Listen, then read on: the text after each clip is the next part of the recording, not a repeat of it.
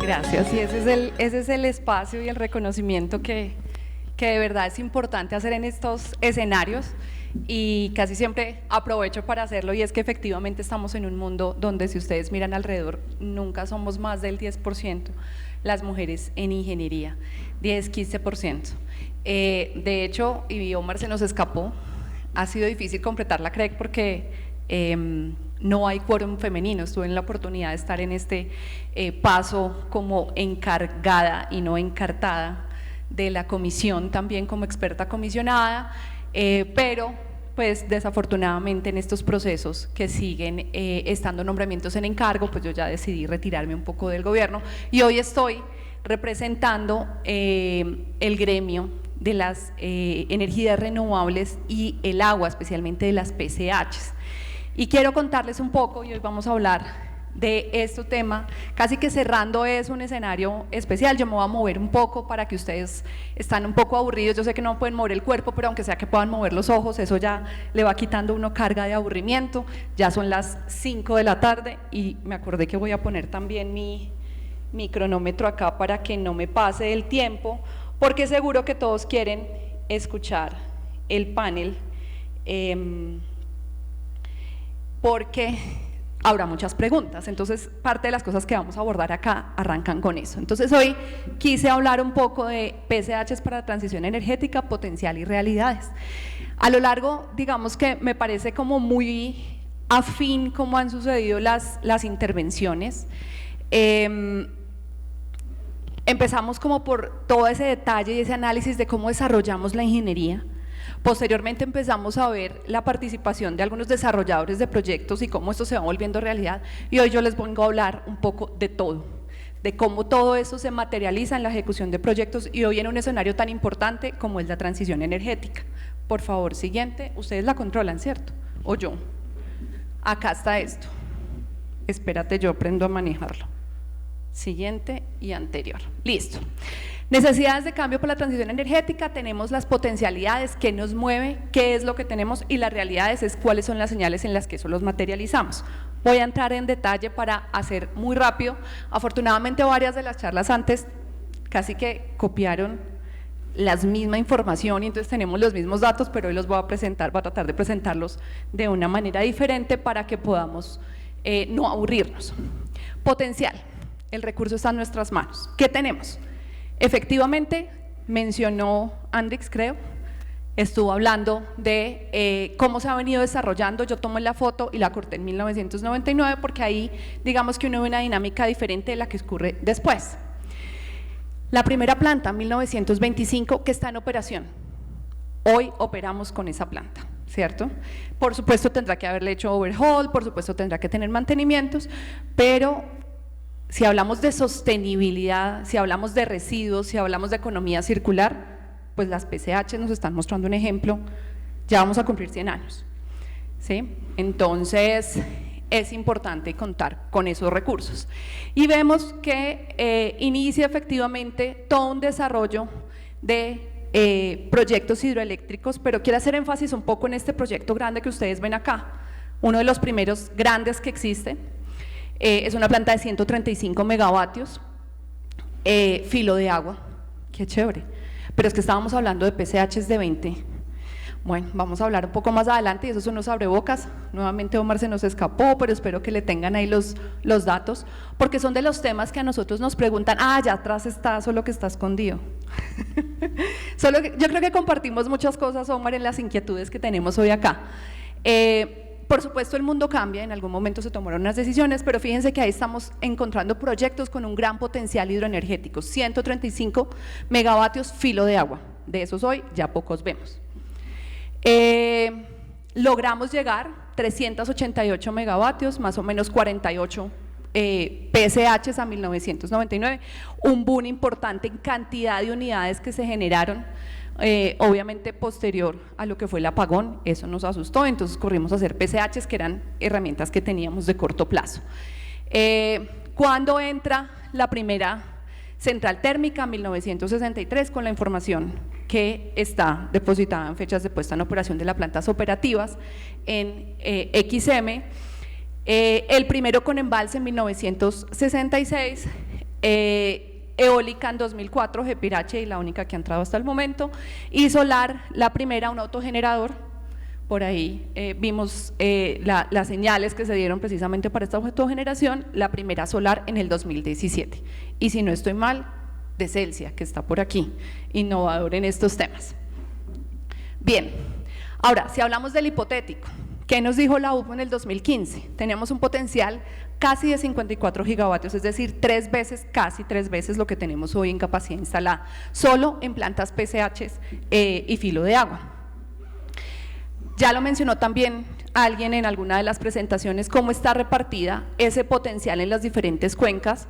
Aquí aparece importante el potencial que hoy tenemos desarrollado en el Magdalena.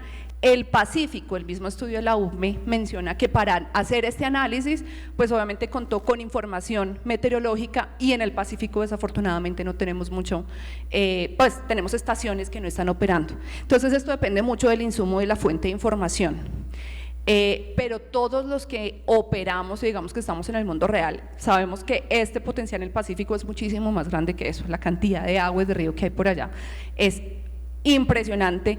El potencial que vamos a sacar desde micro pico hasta obviamente filos de agua con un gran potencial es mucho mayor y se superaría esto, pero finalmente esta es la información con la que contamos y con la que podríamos ir a terreno a tratar de buscar desarrollar ese potencial. Y finalmente, muy breve, esto es un ejercicio muy rápido, que hemos dicho en participación, en potencial para la transición energética, y tenemos 2 documentos, digamos, muy importantes, seguramente en muchos otros escenarios he hablado, a nivel también del Foro Económico Mundial, a nivel también de la Agencia Internacional de Energía, el IRENA también que ha estado hablando, y en todos los escenarios el potencial hidroeléctrico claramente juega un rol muy importante en la transición energética. Necesitamos y se promueve la entrada de nuevas tecnologías no tan convencionales, pero la hidroelectricidad sigue siendo importante, sobre todo como lo menciona el reciente informe, el Outlook de la Agencia Internacional de Energía para la América Latina, especialmente en América Latina, donde el potencial hídrico es supremamente alto, es donde deberían enfocarse los esfuerzos.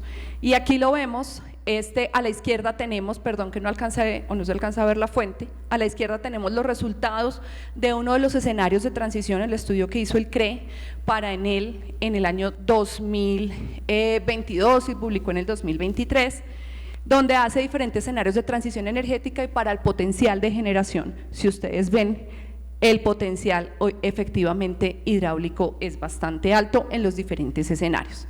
Y a la derecha tenemos el documento en comentarios publicado por el Ministerio de Minas y Energía de la hoja de ruta a la transición energética justa, y donde también habla de diferentes escenarios, los diferentes escenarios tendenciales de transición energética justa y el de cumplimiento de objetivos. Y aquí, pues si bien vemos, todavía permanece y participa y tiene una alta participación.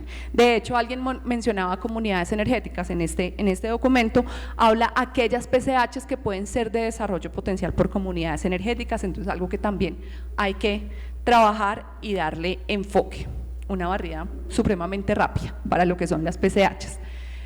Realidades, ¿hasta dónde estamos llegando? Entonces, ¿esto cómo se materializa? Todo suena muy bonito, vamos a ver cómo vamos. Y me devolví. Incentivos, alguien también ya lo mencionó, hicieron un pequeño barrido, pero yo lo puse aquí en una balanza porque empezamos a ver cosas que nos aterrizan el mundo directamente y puntualmente de las PCHs de una manera diferente. La ley 1715 existe para las fuentes no convencionales de energía renovables, ya enlistaron los beneficios, eso me ahorra aquí un poquito de cháchara y de memoria porque no las tengo escritas,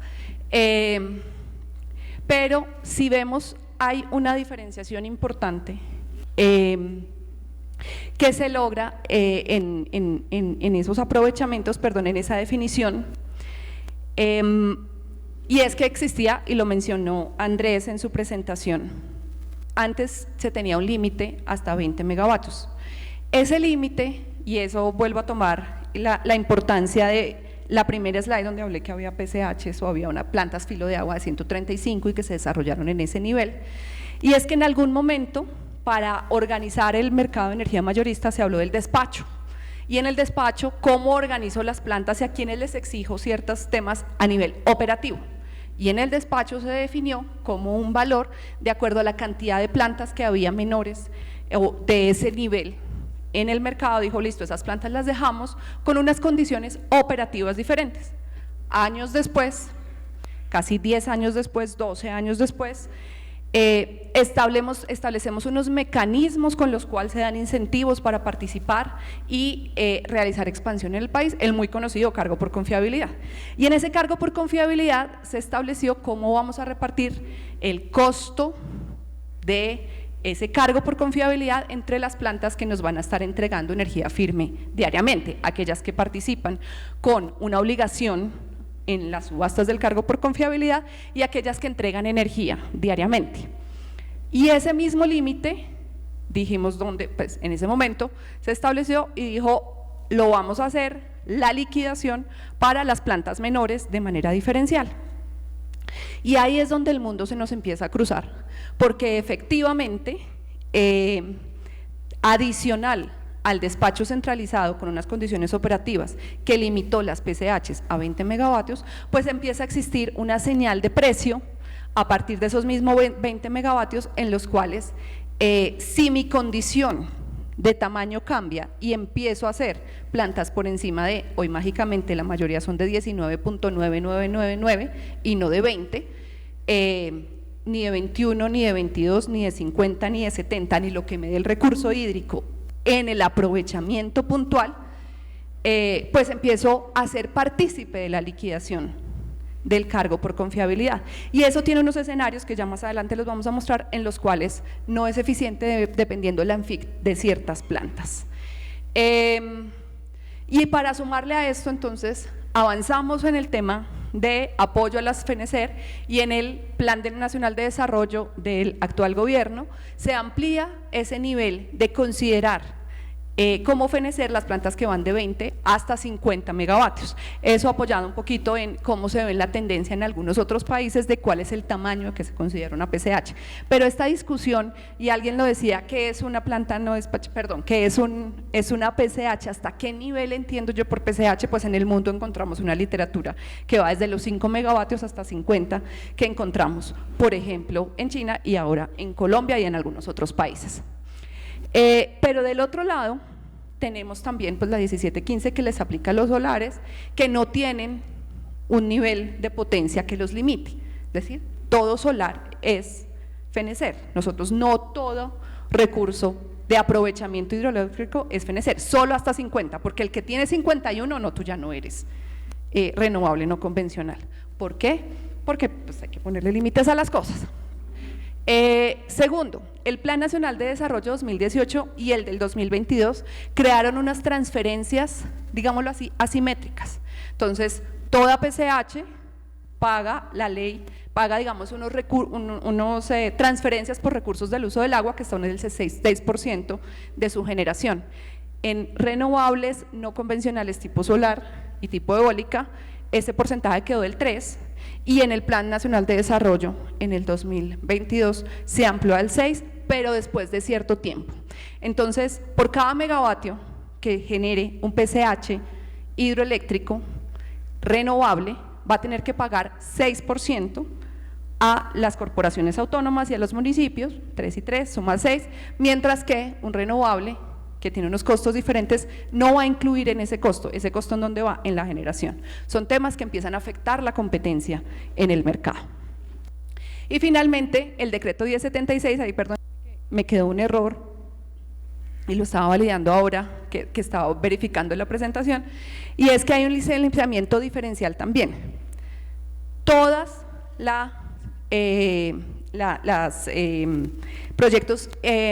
los proyectos hidroeléctricos requieren licenciamiento ambiental, sea de 0.1, requiere licenciamiento ambiental, excepto en el caso de las zonas no interconectadas, pues digamos un avance y un beneficio, pero cualquier PCH, pico PCH que se quiera implementar en el país y que no sea, ahí dañé esto, Espero que no.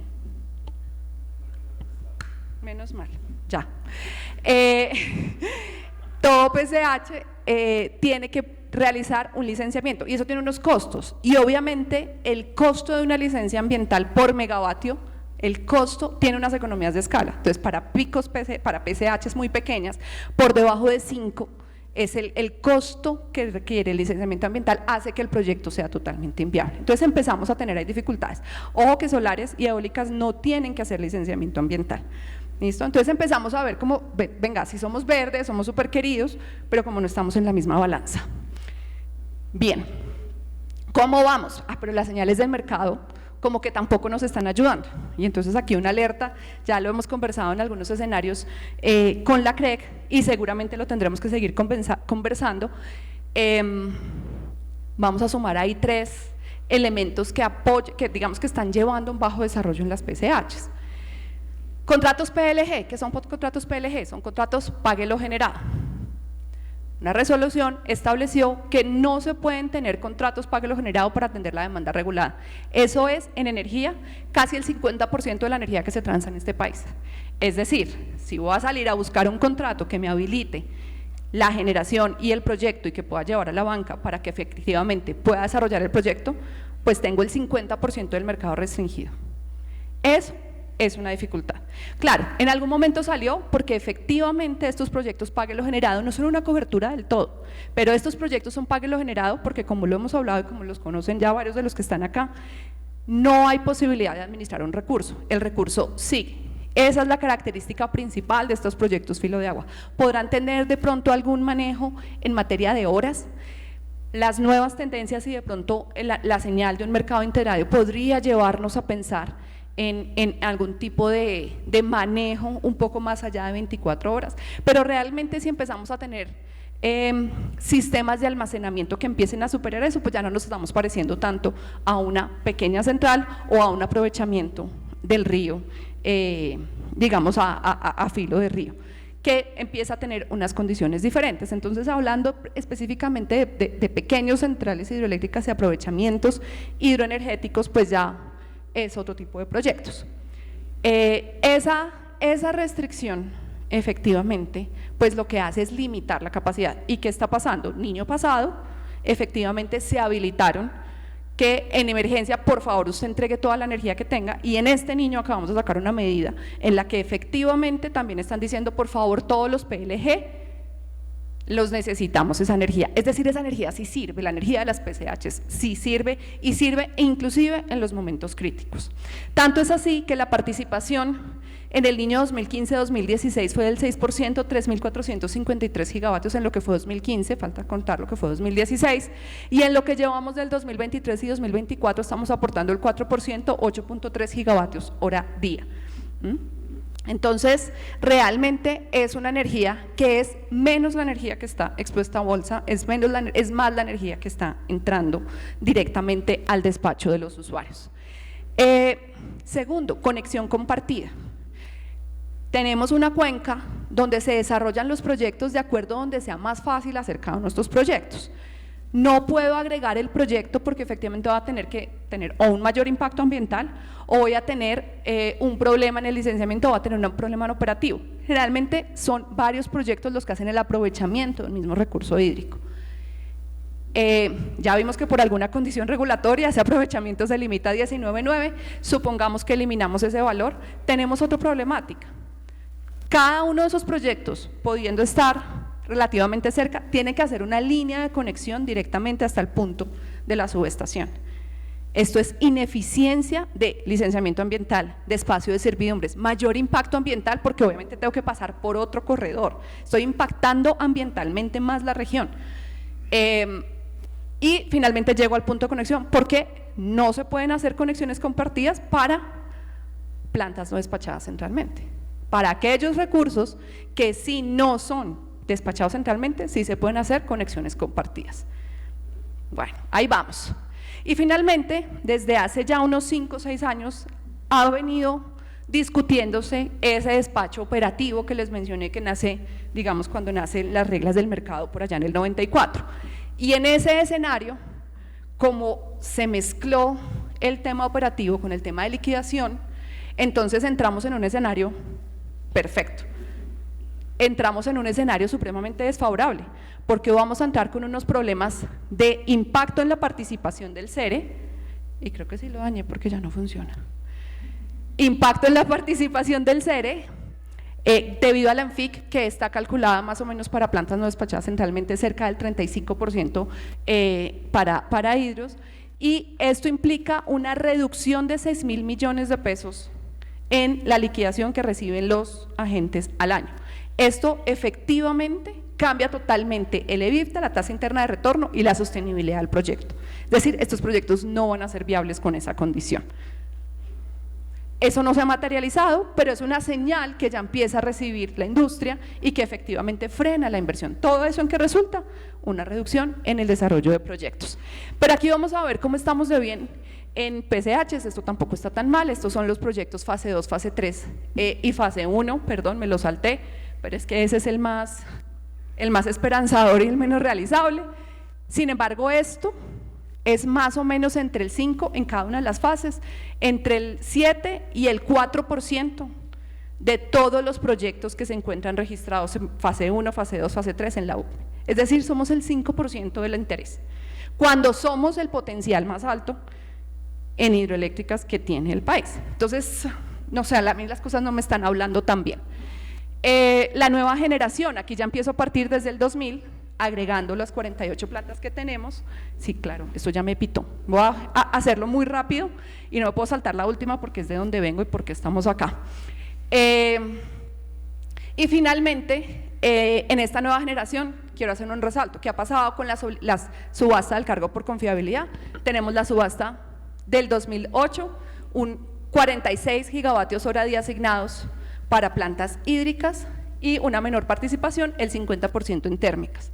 2011 la subasta fue ya un poco más equilibrada la participación, reduciendo nuevamente participación hidra. Aquí hay inclusive filos de agua que se han desarrollado con este cargo por confiabilidad. En la subasta del 2019, solo 3 gigavatios asignados de los 38, 40, además que las cantidades también empezaron a disminuir y eso es importante verlo. Y el tiempo, ¿no? La última subasta 2011, el siguiente 2019, tenemos 8 años de atraso y nos preguntamos hoy qué está pasando, ¿no? Y valga la aclaración, le echamos la culpa a los que están hoy sentados, pero es que no se hicieron subastas entre el 2011 y el 2019. Y finalmente la última subasta de cargo por confiabilidad. No hubo un proyecto hídrico, hubo 3 proyectos térmicos y 10 proyectos solares, con la confiabilidad que todos sabemos que nos entregan los proyectos solares. Me parece muy bien que entren los proyectos solares, pero este es un escenario. Y ahora miramos las subastas de contratos de largo plazo, que son las que realizó el ministerio. Ya no se subasta energía firme, subastamos capacidad, pues no capacidad, también contratos en diferentes bloques horarios, pero aquí quiero contar la participación, por supuesto, de eólica solar. No hay hidro, no hay PCHs, no hay una señal para PCHs. Bien, vamos bien, ¿cierto? Perfectos para el panel, un abrebocas espectacular. Solo una última diapositiva, bueno, que es Centro de Estudios de Energía Renovable, donde hoy estoy liderando este centro de estudios. Efectivamente somos una agremiación que reúne las empresas vinculadas a las PCHs. No estamos hablando únicamente de generadores, estamos hablando de proveedores de servicios, desarrolladores de proyectos, investigadores, y nuestros pilares efectivamente están buscando no solamente representar a las centrales hidroeléctricas, a las que desarrollan o generan a través de PCHs, sino queremos adicionalmente hacer todo un conocimiento, y por eso la participación en estos eventos es para nosotros fundamental, porque queremos realmente impulsar el desarrollo de PCHs. Queremos efectivamente que estos ejercicios técnicos donde empezamos a promover y a mirar alternativas, excelentes los ejercicios donde miramos cómo podemos realmente llegar a zonas no interconectadas. Hoy en zonas no interconectadas tenemos más o menos 4 o 5 PCHs, unas un poco complicadas, otras muy bonitas, unos proyectos hermosos que son de hecho trabajados directamente por la comunidad, como el caso de El Palmor, Y nuestros pilares están en todos estos ejes: investigación, alianzas estratégicas, promover el conocimiento, promover la sostenibilidad, porque yo lo digo prácticamente, nosotros somos los primeros ambientalistas, porque es que si no cuidamos el recurso hídrico, se nos acaba el negocio. Entonces somos los primeros a cuidar la cuenca, a hacer un manejo completo, integral de los ecosistemas, del recurso hídrico, de las cuencas, de las reservas forestales. Las imágenes, no las tengo acá para hacerlo corto y ya me pasé, pero las imágenes de ver un proyecto antes de una PCH y después de una PCH, uno dice, no, espérate que pegaste las imágenes, al contrario, no, esas son, antes era medio verde y posterior de la PCH es 3 veces más verde, porque necesitamos cuidar el recurso hídrico, es nuestra principal fuente, digamos, de suministro y de ingresos. Hoy contamos con 20 afiliados, 23 empresas generadoras, algunos afiliados incluyen más de una empresa generadora, tenemos 6, 7 proveedores de servicios y consultores desarrolladores de proyectos. También tenemos aquí una alianza a la Universidad del Valle, que estamos trabajando con la profesora Andrea, y de consolidar la ex vice de Ciencias. ¿Sí? Y tenemos ya una alianza con la Sociedad Antioqueña de Ingenieros. Entonces nosotros, más allá de un gremio que representa generadores, somos un centro de estudios que queremos promover las PCHs, que queremos que se desarrolle el conocimiento y que se desarrolle el país a través de PCHs. Eso es todo y además hice un abrebocas aquí para el panel, espero no le den tan duro a Omar.